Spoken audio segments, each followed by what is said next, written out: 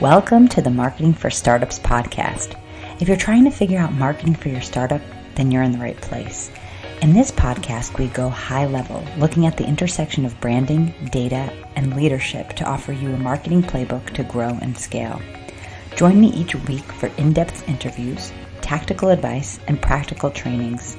Hi, I'm your host, Victoria Hajar, veteran marketer and startup enthusiast. I promise to bring my experience and curiosity to each episode. Then together, we'll peel back the onion on this ever-changing discipline that is marketing. I'm so happy you're here. Let's dive in. Hello, and welcome to a very special episode of the Marketing for Startups podcast. Today, I'm letting you behind the scenes of my accelerator. So I run a sales and marketing growth accelerator whose aim is to help female founders get from 6 to 7 figures. And each and every month inside that program, we have a mastermind with different experts that are going to talk about the latest trends in marketing and other systems that you can implement into your business to grow and scale.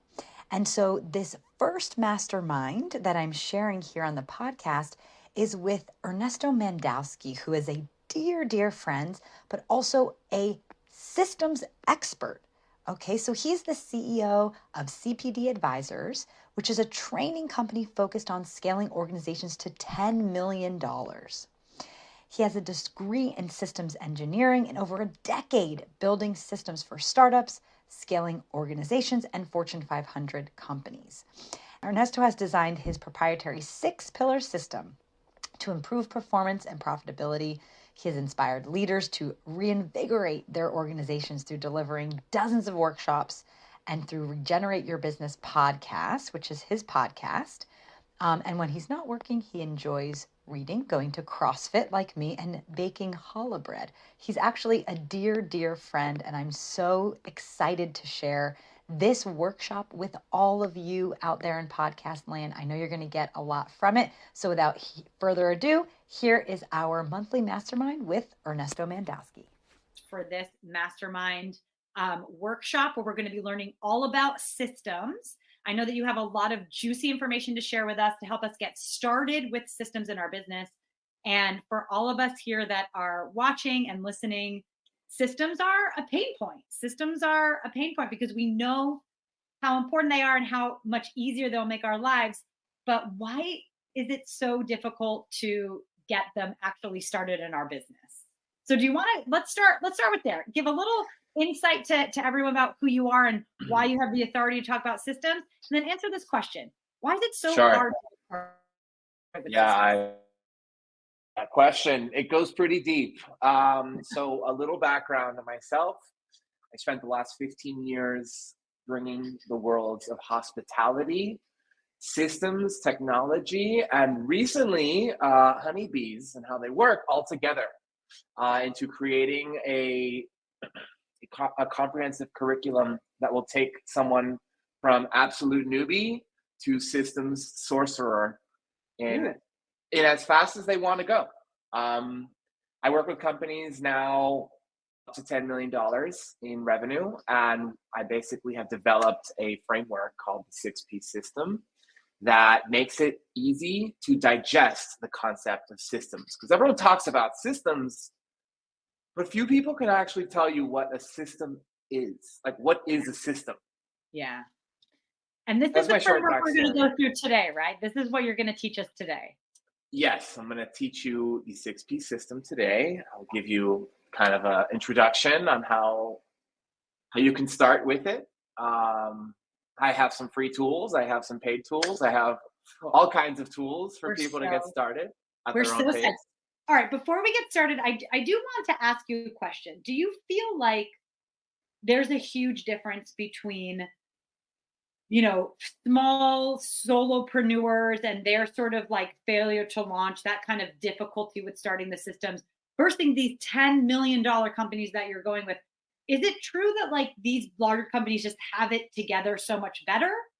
Or do you think that there's kind of like a commonality of why people have trouble with starting with systems, regardless of their revenue size? Yeah. The big companies don't have it together. Yeah, right. no one has it together. We all like put on this face and we have these beautiful brands, but like there's always some crazy chaos inside. I mean, I worked at Deloitte. I went to one of the largest hotel chains in the world. Yeah. And we were figuring out how they deploy changes on their website. And we spoke to 15 people, and all 15 of them gave us different responses. So it's not like, they have it together.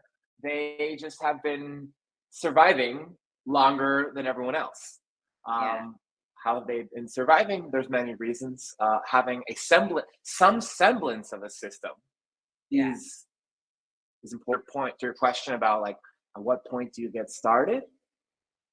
Now, I mean, there are people think of systems and they're like, oh my God, I gotta have like the Asana, I gotta have all the crazy big systems set up in my business, and that's not the case. I mean, later in our talk today, I'll share like it's just about creating 1% gains every day. Like you don't have to have the whole full-blown Notion system or whatever system set up.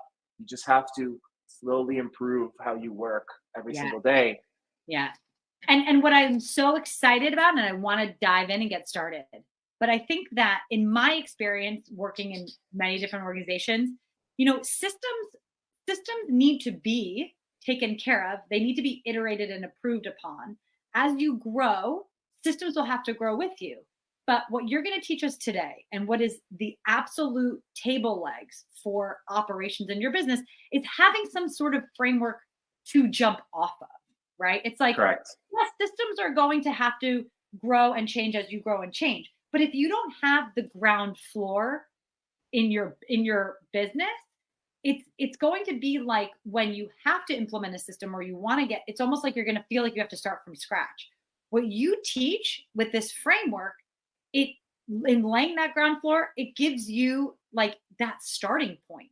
So even if you're just starting with systems or you need to kind of like organize existing systems, you like working off of a proven framework makes everything so much easier. It's not like you're starting over all the time when you have to do those iterations. So why don't you go now? Let's go ahead and share screen. If you want to go ahead and share screen, and I'll make it nice and full so everyone can see it big.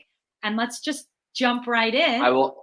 I will share screen before we dive in. You asked a question earlier about when's the right time or what's the right scale, or like why is it so difficult for people to start building systems? Yeah. And so there's two sides. There's the right brain, there's the left brain, there's the yin, there's the yang, there's the night, there's the day. There's duality that exists in our world, and in our companies, the duality is between growth, which is what you do with sales and marketing. It's like very much growth, and then there's scale, and then there's being more efficient. And it's more of like the inside of the company. And so founders typically are very much growth oriented. They know scaling is important, but they're just so focused on growth that they cannot get to the scale. Mm-hmm. So either they're insanely OCD and they can like switch from both. They can do that context switch, but most people are not that conscious. I mean, it's not even worth it for a founder to be trying to scale, to like be doing this system stuff. So I really teach founders like, hey, you got to let go of the systems and find someone who will do this while you go do the fun stuff, the sales, the growth, the speaking, the podcast, the marketing, the content. Like, that's the fun stuff I think founders are more positioned to do. Yeah, no, absolutely. Absolutely. But again, I think even being able to get someone else to build that for you effectively requires framework, right? Because people will come in, and I think one of the real big pain points for a lot of businesses that I've been inside is the fact that like someone will build a system and then they'll leave, and then someone else will come in and build a different system with the tech stack they're comfortable with, and then they'll leave, and no one's documenting their process. There's no SOPs. And so you do have this start and stop and start and stop. And it's so connected to the individual that set up everything, because you're not creating holistic systems for your business. It's kind of like these siloed systems for whomever's executing whatever. And that's, I think, part of for people at every level. Yeah. Okay. Yeah. All right. So I'm going to share my screen. We're going to get going.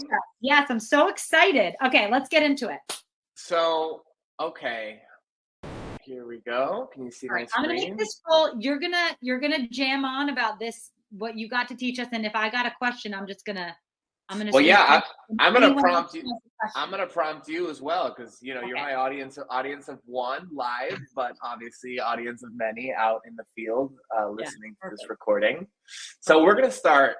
My first question is, name this brand? Ooh, Mercedes. Great, name this brand. It's up there. I should have blotted it out. I mean, the next time. I'll blot that out next time. Yeah. And name this brand. Ooh. This is tougher. Ooh. Is this Erewhon? Oh, that would be a great guess. That new fancy the fancy. Is it Whole Erewhon. Foods? It looks like a Whole Foods. It is Whole Foods. And so, what do these three have in common?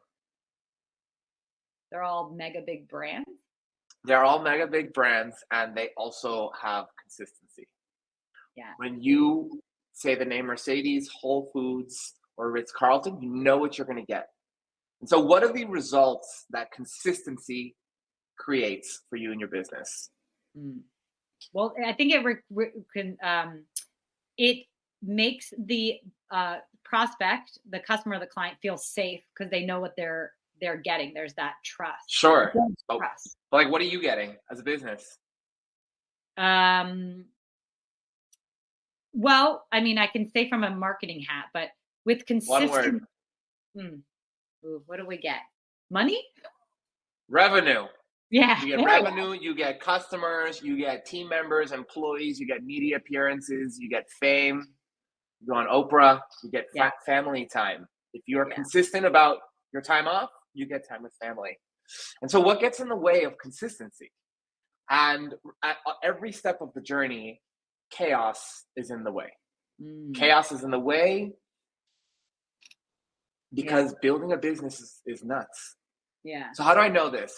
I spent my career in hospitality. And when I told my parents that I wanted to do restaurants, they said I was crazy. I did it anyways. I spent 10 years building systems, launching a bakery in my apartment, working in Fortune 500, working in restaurant groups, working in tech startups, and even working at a $100 million family-owned business, which is the Palm.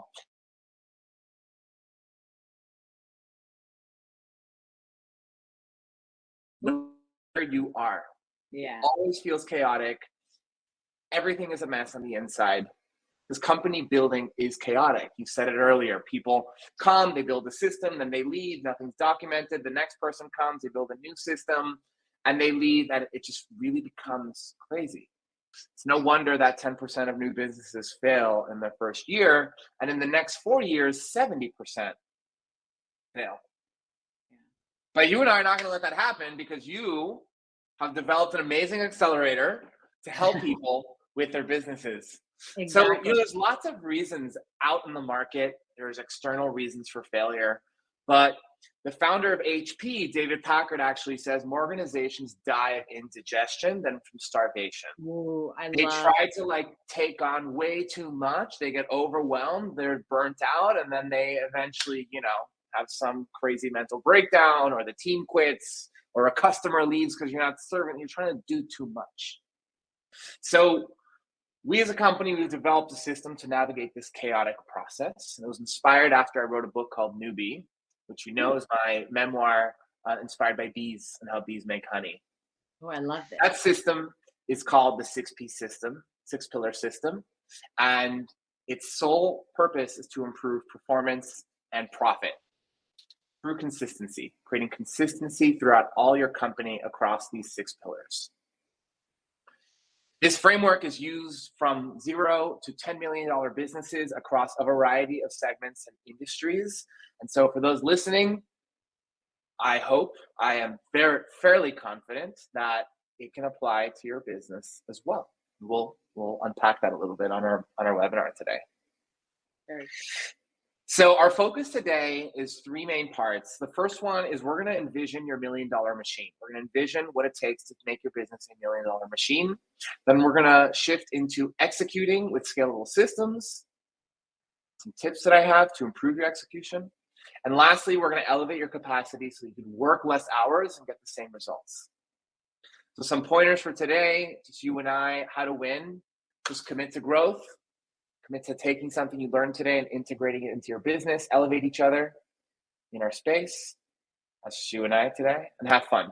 People seem to be, they get overwhelmed when they hear the word systems, but systems are fun. It really can create a lot of space for you to enjoy life and enjoy this process more.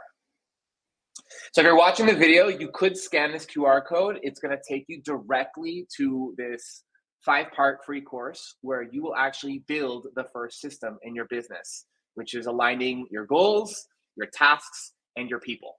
And that's something we're going to be talking about throughout our presentation today. Awesome. So let's scan that. We'll also send it through in the chat as well. Perfect. So let's start. Envision. You are here today. You are here at 50K, 80K, 100K, and you want to get to your $1 million machine. So it's, you and I, we're in this spiritual world, heart-based world. We use the word manifest a lot. But I actually want to really think through all the mechanics of your $1 million machine. So we're going to first start by calculating what you need to actually make your $1 million machine come true. So we're going to start with your core offer. Everyone selling something has a core offer. You have an offer, you have a price. And so if we have a price of $1,000, the next question is, how many of this thing do you have to sell? So to make $1 million at $1,000 a piece, you have to sell 1,000 units. How many can you fulfill? This really depends on your business model, on how many you could work with at a time. If you have a course and this course is $1,000, you can fulfill as many as possible because it really doesn't take any of your time since you have this course. But if you're more of a service-based business, maybe it's not unlimited. The next part is, what is your conversion percent? Everyone that you speak to or everyone that goes to your page, what is your conversion percent? And by calculating this, you see how many people need to know about your offer. So if you need to sell 1,000 and your conversion rate is 10%, that means 10,000 people you need to show this to 10,000 people. And then we look at a couple of other rates. How many people see this? How many impressions do you get? 100,000, because you use that same conversion percentage. And then how many people book calls? This number grows higher and higher and higher. And when you get to the point of all of this is that a lot of people need to know what you sell. But if you're operating on a manual basis, you're never going to get to showing 1 million people about your product. Does that make sense? I love this, Ernesto. And I think it's something that often we don't want to look at because to get this kind of reach, like a lot of times it does take investment in time, investment in money. And I think we often feel like, we build it and they will come, but it's a numbers game. And when we look at it this way, it's a lot less emotional, right? It's more rational. Mm-hmm. And it's sort of it's the game you need to play in order to get to your goals. It's a conversion game, It is. Yeah. Yeah, it is a conversion game. And, we mentioned briefly the 6 Ps, but just looking at this mathematical equation, how many must you sell? This is a sales conversation. Like, how many sales conversations do you need to have? 1,000? Okay, so let's create sales systems so that you can effectively sell 1,000. How many can you fulfill? That's more of your projects. How many projects can you deliver? If it's a course, it's unlimited. If it's a service or a product, it really impacts how you set up your project management and fulfillment. And how many people book? How big is your marketing? How big is your promotional platform, which is the fourth P? So really, you have to set up between people, projects, and promotion. Setting those three parts up will help you manipulate the mathematics so that you can get to your $1 million machine.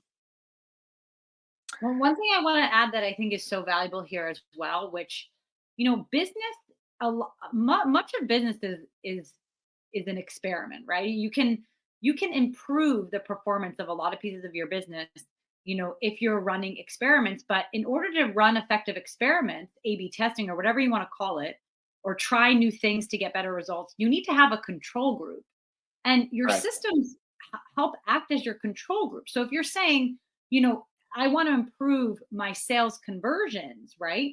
Once people get on that sales call, well, you need like a system in place that's going to make sure that, okay, it's like, what are emails are firing off, what's the process or whatever.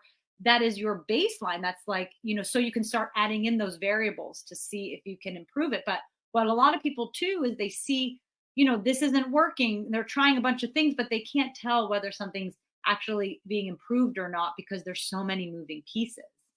Right. And that's part of the first this kickoff with envision and goal setting. It's like people usually set 7 goals. And so, forget not knowing what's moving the needle. It's like we're just spreading ourselves too thin. We're promoting on 7 different platforms. We're trying to move in different channels. Like it's just too many different parts to keep track of. So that's why we're getting in our presentation and now like set very narrow goals so you can like make sure you execute on them and measure the impact of those goals. Absolutely. So bottom line in all of this, aside from figuring out the sales and the project management, a lot of people need to know about your stuff. And I know that's like what you teach with your sales and marketing accelerator.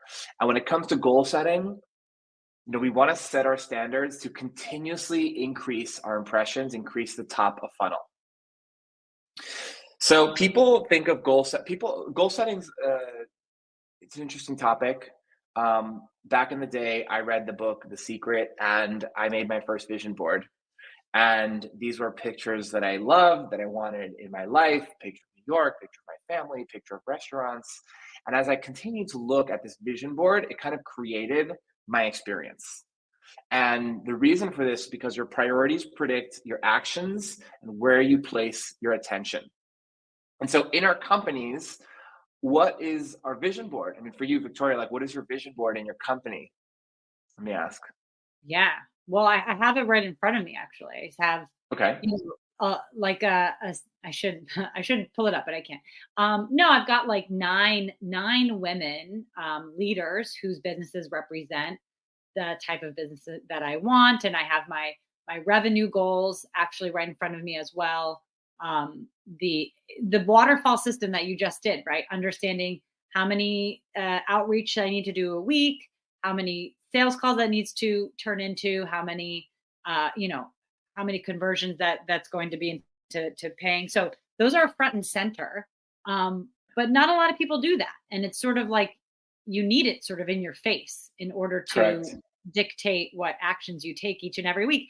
And even with it right there, I mean, there's weeks that go by, I'm on a Thursday and I'm like, oh man, I didn't do the things I needed to do to push that needle forward because you get Correct. caught up in other things. That's the problem. Yeah. Yeah. The And I wanted to the day is short. I wanted to point out what you said, like you have your goals in front of you. And so your goals are literally the vision board. Like it is the vision board of your business. It is the dashboard that has your goals, that has the things that you want to do, and and then a couple of other pieces of information on there. So my exercise for those listening now, and if you download that mini course at the beginning, it's basically walking you through these different parts. But what are the 3 goals you've set for yourself this quarter? And write them down. And most people, when they set goals, they sometimes set results-based goals. So like you mentioned revenue goals, and there's nothing wrong with revenue goals, but when you don't hit a revenue is something that's totally out of your control. And when you don't hit a revenue goal, sometimes people go into this spiral and all this like self-doubt comes in. But if you set a goal like reach out to 100 people, like we have here, you can start to say, oh, okay, I reached out to 100 people, that resulted in maybe $5,000.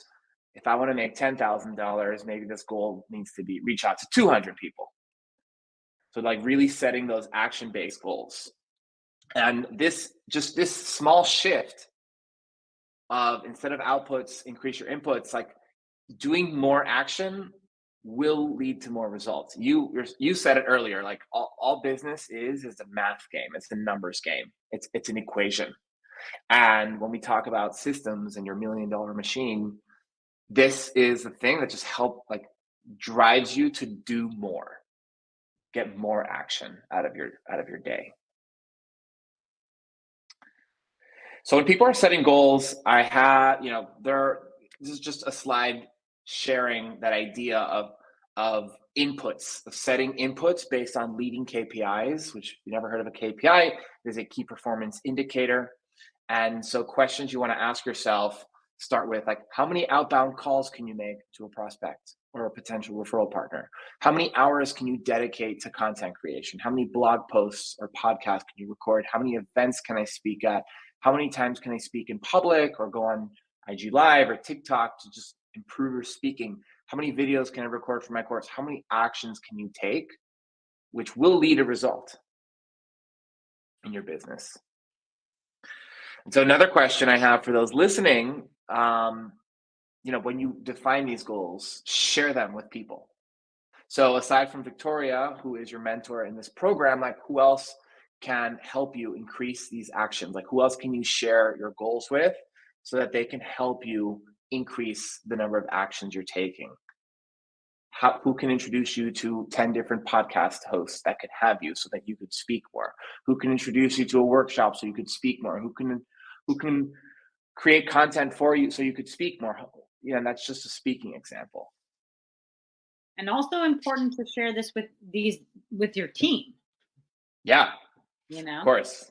Yeah, some people have a team, some people work alone. When you're working alone, hopefully you're part of a mastermind or a community that, can help you execute on these goals. But all of this starts with like having a proper vision, a proper focus for what it's going to take for your $1 million machine to come true, and then set targets, and then just start executing on those targets, which are actions. So let's shift to the second part, which is all around execution. And I know, Victoria, you primarily speak with women, and they make this amazing joke between a man and a woman that, men can't multitask and women are like superheroes. They're like moms, they're cleaning the house, they're cooking dinner, they're picking up the kids, they're like doing all these things. And that is all amazing. I mean, it is all amazing.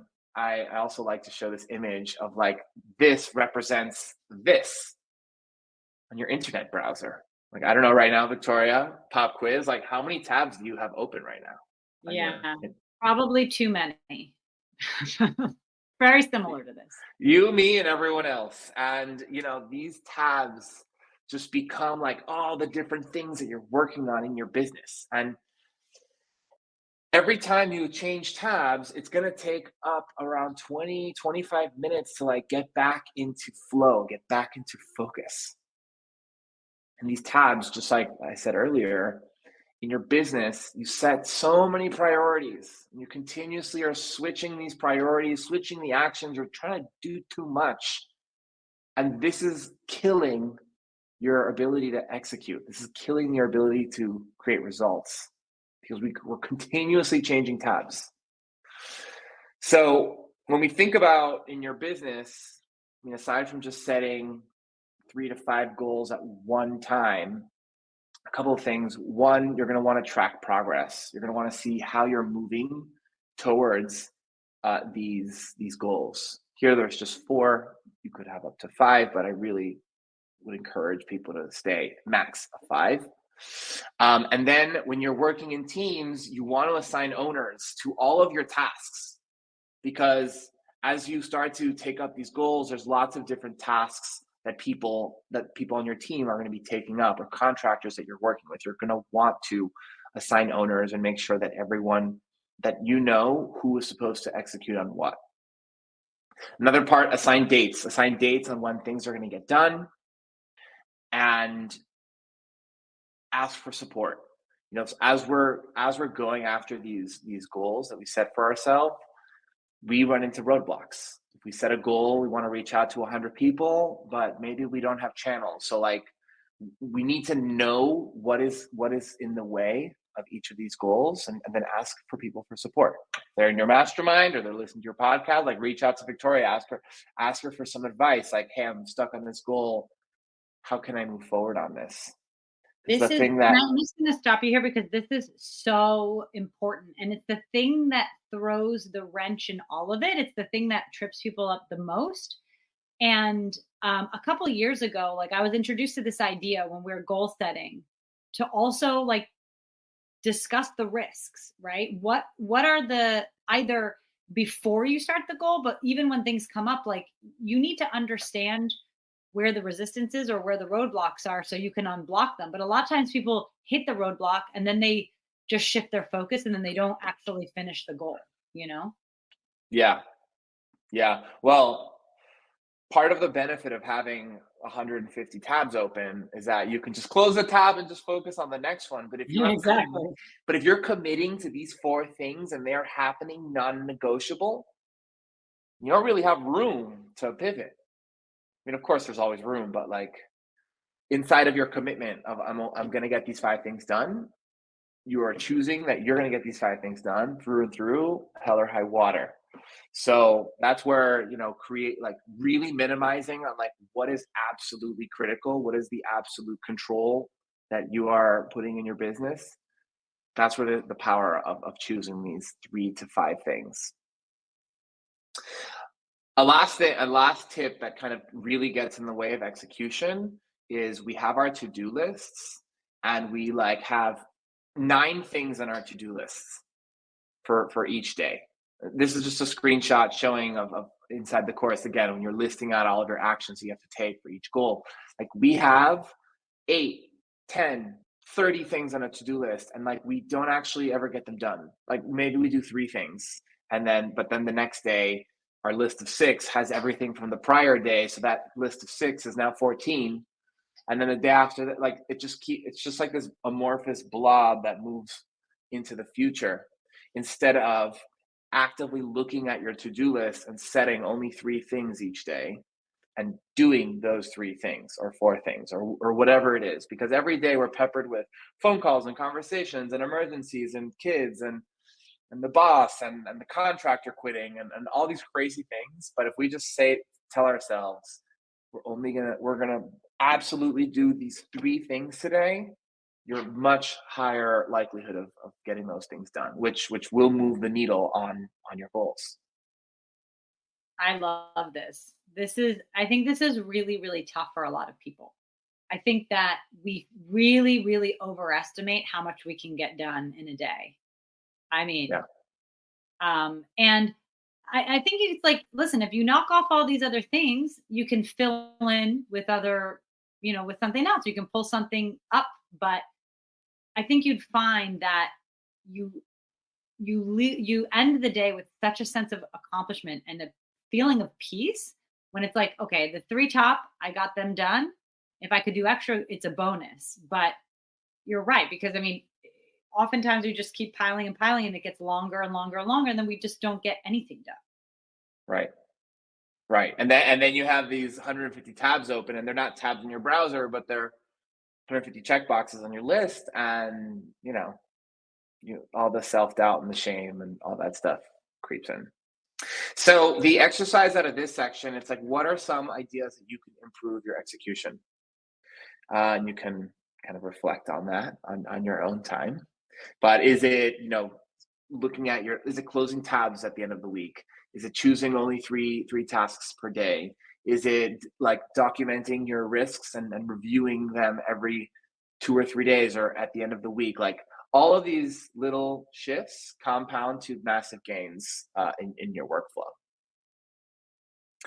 So the third section today is all around elevating your capacity. And so a question I have for you, Victoria, right now, today, what would happen if you 10x your business? If you had 10 more clients, if you had 10 more projects, if you had 10 team members, if you had 10 times as many media appearances, which one would you be? Yeah, probably the left right now. Most people would be on the left. They would be on the right when the cash hits the bank, but like for the next, it would get old. And then for the next 3 months, they would be like the person on the left. And so there's this paradox, like we all want more, but how can we do more when we only have 40 hours a week or 50 or maybe 60 if you're really a savage? Like how do you actually do more? And this is where we call in the robots. This is where we call in automation. I mentioned I was from the hospitality business, and one of the big, I was blown away when Flippy is a robot, a burger cooking robot, came out, and it like shook the whole world, because now instead of hiring these cooks in the kitchen, now there's robots in the kitchen. So this labor that you have, now you can repurpose them and have them do something else. And so something we take from this is automation will amplify your action. It will help you do more, which, go back to the beginning, like that's what your $1 million machine is all about. Like, how can you do more so that after all of the percentages, you get to your $1 million? So we're going to talk about 5 areas that you can automate in your business. The first one is content creation. Everyone's talking about AI. Everyone's talking about ChatGPT. Or I don't know if everyone's talking about Midjourney, but Midjourney is a really cool, like, generative art platform that happens in Discord that can create just art for your webinars, art for your IG, art for whatever that you need. ChatGPT can really accelerate how you're creating blog posts. Canva has its own AI thing now. And then I, of course, will shamelessly plug Notion's AI. It is really fantastic to helping you actually create more content, create more storytelling. And so if you can use tools like this to 10x the amount of content that you're creating, you now have 10 times more likelihood of increasing that top of funnel, those impressions. So the second part is customer segmentation. So if you had 10 times as many leads come in and they just came in, how would you know like who's a hot lead, who's not a hot lead, who's disqualified because of revenue or where they're at, what industry they're in? Could you actually help these people? And so when you take tools like Tally, for example, or you incorporate this idea of using forms to qualify your team, your leads, you can automatically assign them, hey, this person is in this industry, this person heard about me from this webinar, this person saw me on Instagram, this person's at this much monthly revenue. So you can already qualify and choose, like, where are your leads coming from? What is the type of customer that you're working with? Can you actually help this person? And using forms like this, you can really just automate how your clients, your leads are just moving into your world. This is so good and so juicy. It is so good. And I think that this is something that it's a blind spot for a lot of founders that I speak with, in terms of getting that information, before someone downloads a lead magnet. Right now, there's a lot of ways in which you can kind of prompt like a form. But if you have something you're giving away in exchange and those are going to be your leads, like, it's really such a time saver if you can figure out a way to get them, if they're qualified or not. Right. Right. That's going to increase your capacity, or your sales team capacity in an incredible way. Right. Because if all of a sudden 1,000 people download that free lead magnet, but actually you already can, of course, this is like the design of the content and the storytelling, and it's bringing a lot of pieces together. So sometimes this is also what makes it difficult. You want to ask them how much, like, where are they at revenue wise, because you want to know if they can afford a certain service. You have to like really design that storytelling to want them to want to tell you where they're at. Because people don't just want to like give this information. They're like, okay, like why do you care about my revenue? I'm just downloading a lead magnet. Yeah, but there's definitely a lot of different types of questions you can ask. Like revenue is For one sh- thing that makes sense. for sure. Yeah, there's a ton, but just think of all the ways in which you can qualify your customers, right? And depending on your business, but even just so helpful to understand where they came in from, right? How Where did they they came know from. you? How Yeah. did they hear about you? This information on a very basic level helps you to do things like double down on what channels are working or not working. So forms are Correct. incredibly useful. Correct. So the next part, sales cycles. We just spoke a little bit about the qualifying side, using forms maybe to improve the application side. This is just a very simple example of, after your sales calls end, you can automate the delivery of a follow-up email with next steps. Because more or less, there's the same information that you're sending to a customer after a sales call or after they watch a webinar. Like automate the delivery of that email, because that's going to just make sure that they get the information. Sometimes you have to send several follow-up emails, maybe after a webinar when someone registers. But doing that will shorten your sales cycle. Sometimes customers will just self-onboard or self-purchase the thing without a human actually interacting. The fourth area, support responses. And these are just 5 of many areas to automate. But when you are doing customer support, you can create these boilerplate emails that maybe are not just copy paste, but you copy start and then adjust as needed. But that saves up a lot of time from your support team, having to think through like what they're going to put in there. And the last part, again, one of many, is bookkeeping. So maybe if you do your own bookkeeping, you can start setting up rules. So whenever you have a transaction that has parking expenses, you can just set a rule to automatically assign it to your parking accounting category. And that just speeds up your bookkeeping process, and you get through bookkeeping just 10 times as fast because you have all these rules that are just doing it for you. So my exercise for you is how will you start to improve your system? How will you elevate your capacity? How will you, what can you implement from these 5 areas into your business today so that you can start to elevate your capacity? Well, I want to pipe in here because I think one of the easiest, it's not listed here, but I think one of the first easiest things to implement is onboarding. Onboarding, of I course. mean, and I guess that, and that works for, product or services, right? Once someone makes a purchase, what happens? That it's going to be more or less the same process every time. And that could be an easy sort of, once something's paid or invoice is paid, firing off some automated emails and those next steps, or getting people excited for their product to arrive, or whatever it is. Like, I think that's one of the lowest hanging fruits. And of course, making sure our customers feel taken care of is so important for, just for customer satisfaction and lower churn rates and all that stuff. So Yeah, and referrals and engagement and all that amazing stuff. Yeah, definitely customer onboarding is part of the journey, which, I mean, you got to look at the whole customer journey. Every single touch point there is super key, because your customers can become your biggest marketing team. Forget the marketing team. Your customers can become the biggest marketing team. Exactly. It's done well. Yeah. So rounding us out, what's next? If you scan this QR code, give me some feedback, share open questions from our conversation today, and have just information on like free resources, including that course that I mentioned in the beginning. I want to round us off with a story, and the story is around tiny wins. So I mentioned in the beginning, people think of systems as this big grandiose thing. And if you just find 1% gains every single day, at the end of the year, you're going to be 37 times better than where you were today.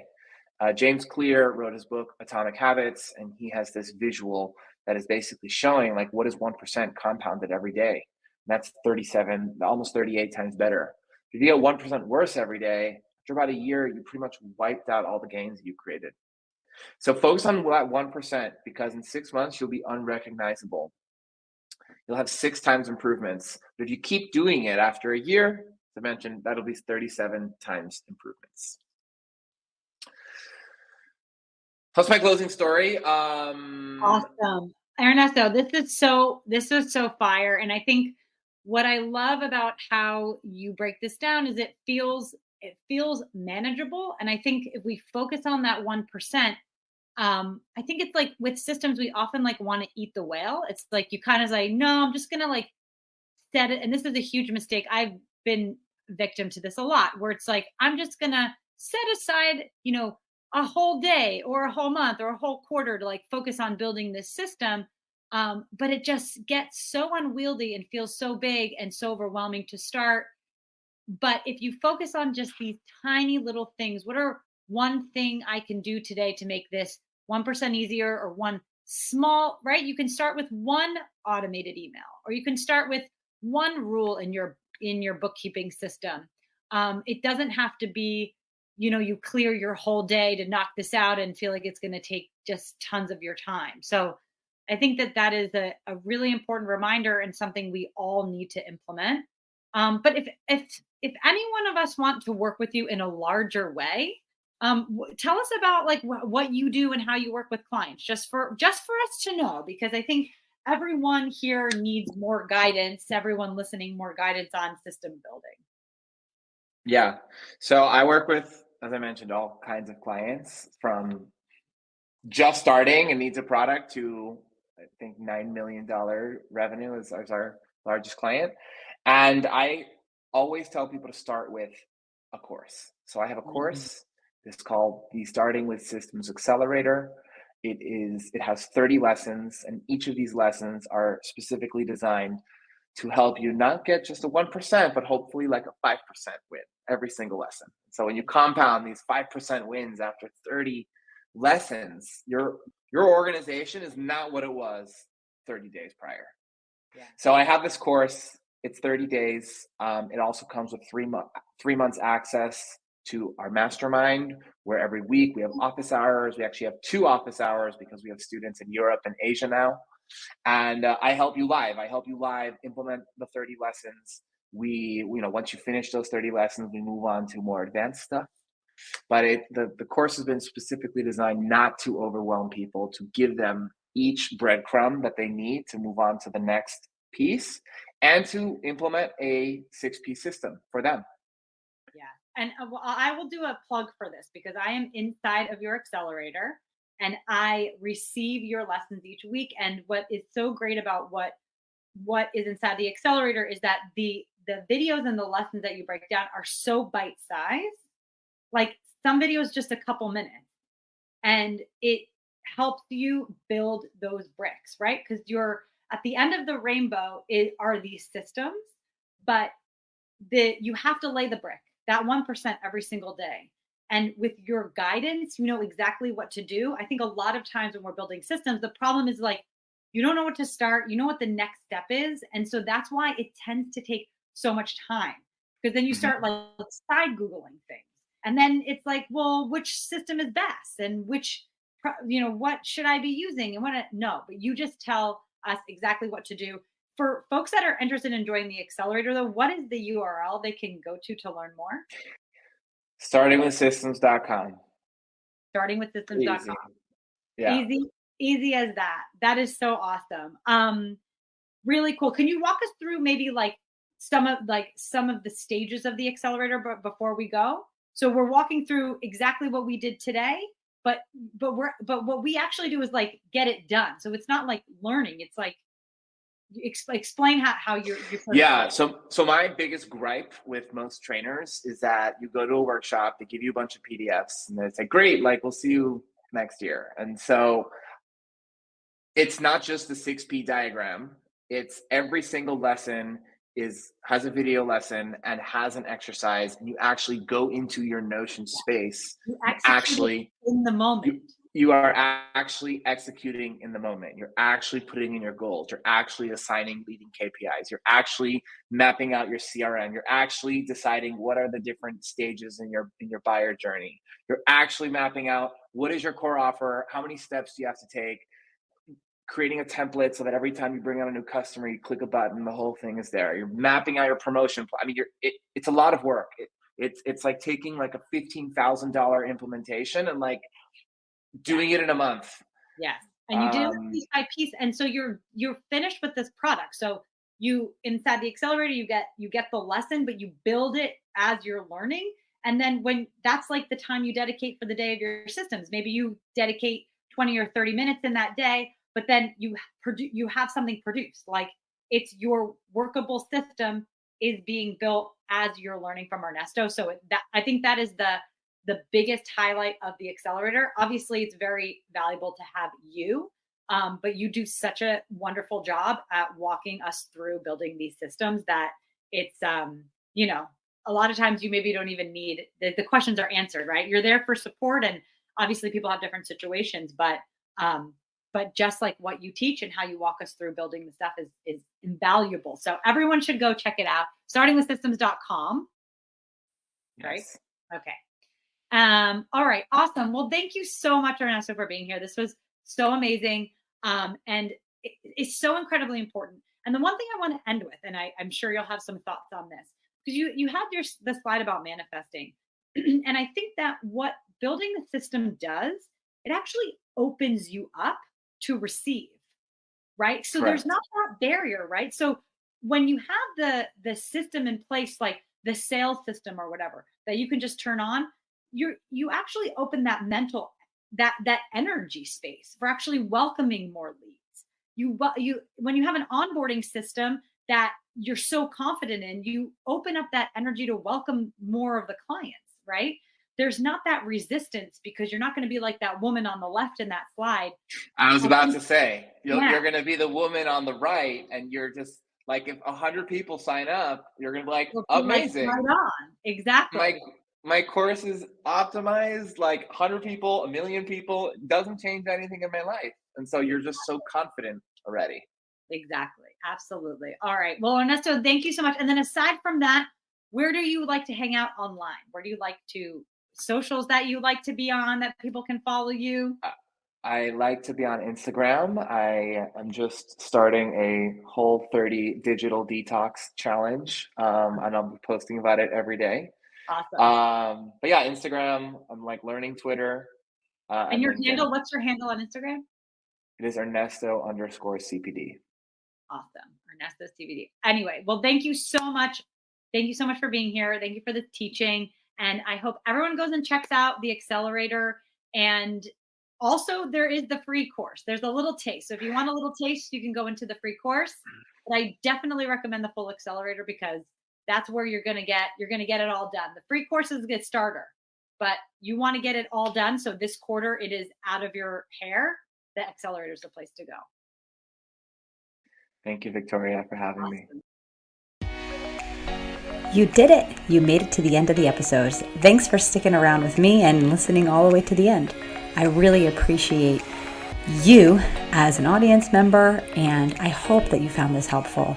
If you did like this episode, it would mean so much to me if you subscribed, if you rate and review this podcast. It helps other people know that this podcast has something worth saying. It also would be super awesome if you could take a screenshot and share on Instagram and tag me at Ugly Ventures, UGLI Ventures, VENTURES. I am always so appreciative to hear from you, and I hope to see you back here next week on the Marketing for Startups podcast.